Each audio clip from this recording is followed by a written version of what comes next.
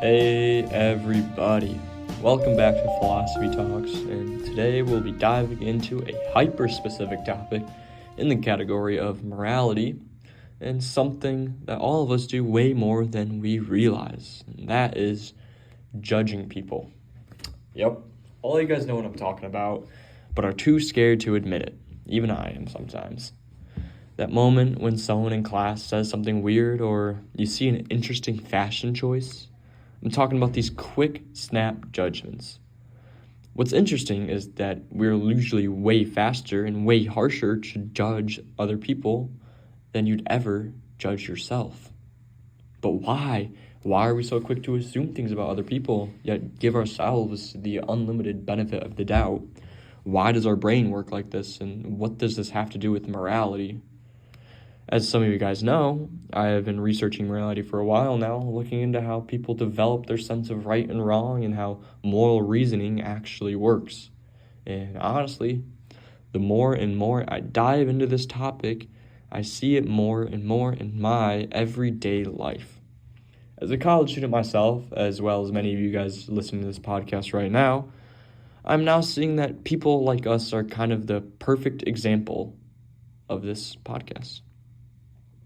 We're in this weird stage where we're constantly figuring out who we are, comparing ourselves to others, which I have to interrupt and say that comparison is the thief of joy, and always remember that.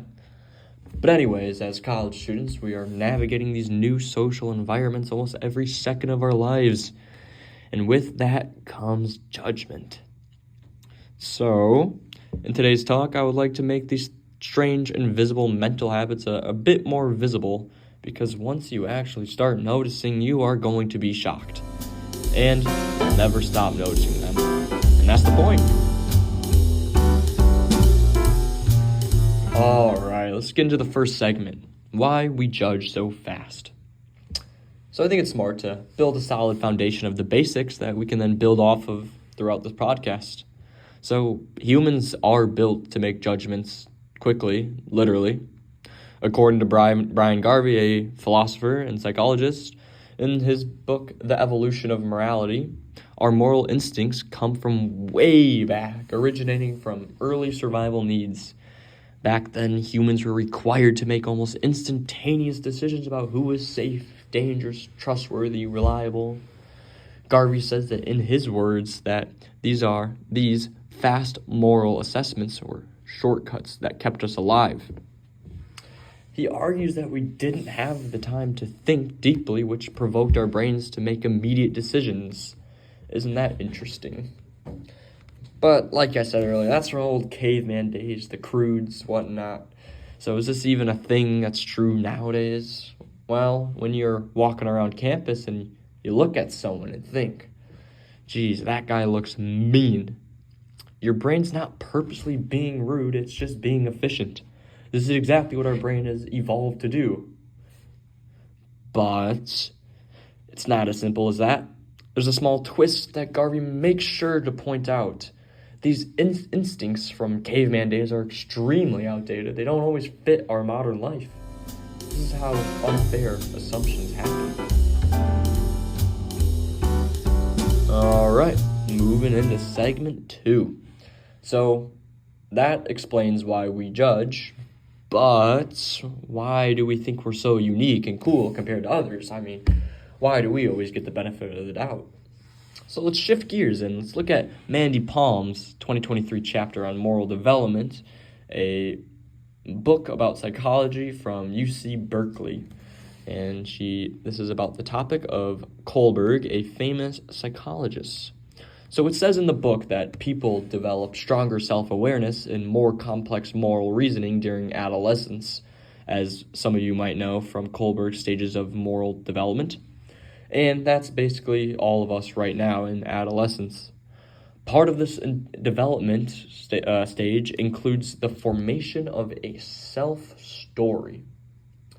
Now, what is a self-story, you might ask? Well, a self-story is basically the narrative that we use to explain our own actions. So when we mess up as individuals, we'll pull from our self-story. Something like, oh, I didn't purposely try to, or I was tired, or I'm usually a good person. But when someone else messes up, that's the contradiction. We fail to access their self-story, so we purely judge based on what we see. So what is this error called in our brains? Well, psychologists have named this as the fundamental attribution error, which simply means that we explain our mistakes with context, and on the other hand, we explain others' mistakes with flaws in character. Isn't that interesting?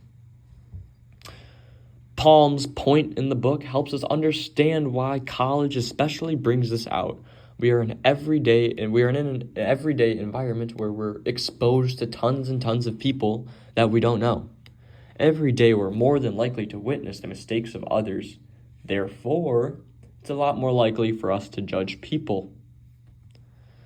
Now, of course, this isn't only college kids, but the environment of University of Minnesota Twin Cities definitely does support the amount. Alright, moving into our next segment. Morality isn't so simple. So, when I was doing my research of this project, I found another very interesting source from Sam Wolf. His article, The Exhausting Complexity of Everyday Moral Choices. This article, which isn't written by a professional psychologist, but rather an author of many books who just has a love for philosophy and psychology. In this article, he argues that morality is not a neat set of rules, but something that's messy, situational, and even a very emotional idea. Quote, everyday moral decisions are not simple calculations. They are a tangled web of intentions, consequences, context, and self-perception. Wolf. Why does this actually matter, though? Well, it ties into the idea of why judging someone else's behavior feels so easy, but actually understanding it is so incredibly challenging. So what do we do instead of actually taking the time to dissect and understand? Well, we simply default to an easier path, like we mentioned earlier, of snap judgments. Wolf's ideas emphasize the idea of why we like to think we're good people even when we judge others harshly. We always bias ourselves. Our moral choices feel complex and intertwined, but others' choices, theirs are simple, or at least what we think. It comes down to this mental shortcut that we constantly reinforce every day. And to be fair, I see that in myself, and it made me reflect. So I want you guys to just take a second right now and reflect for yourself. Is this actually true?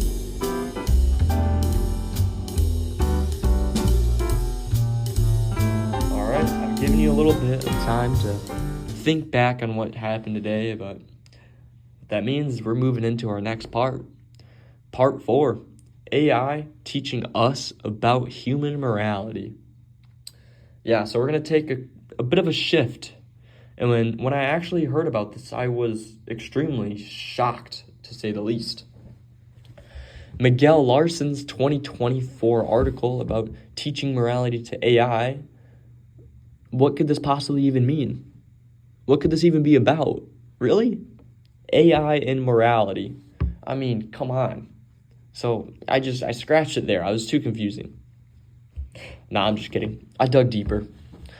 Now, you might think that AI has nothing to do with judging people, but Larson's point is very fascinating. When programmers try to teach AI human moral reasoning, they discover how inconsistent and biased human judgment actually is.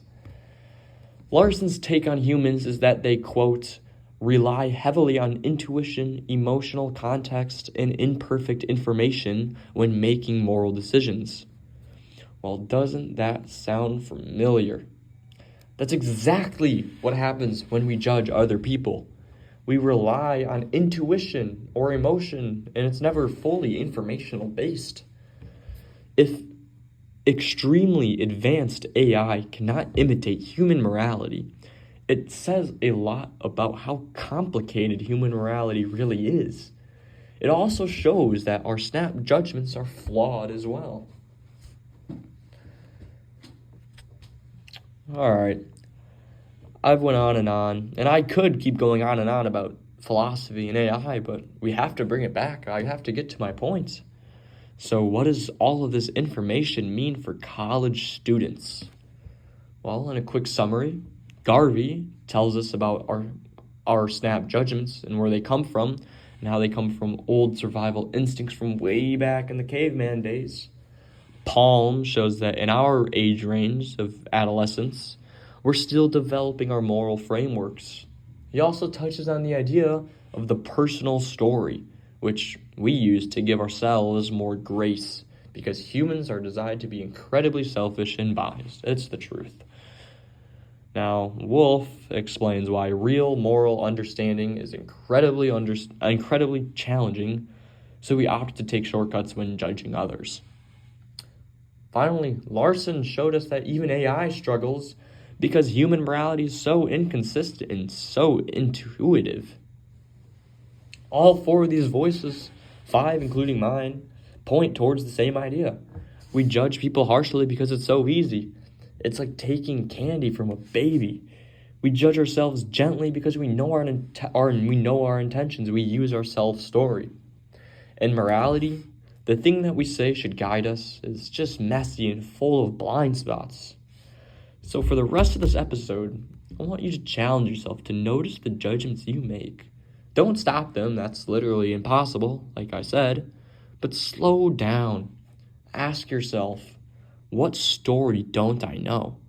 Why do I assume I know this person? Am I giving myself grace but not giving it to them? Because having that self-awareness is the first step towards better moral reasoning.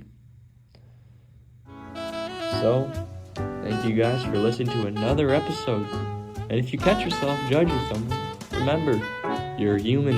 You have the ability to rethink, and it's beautiful. See ya next time.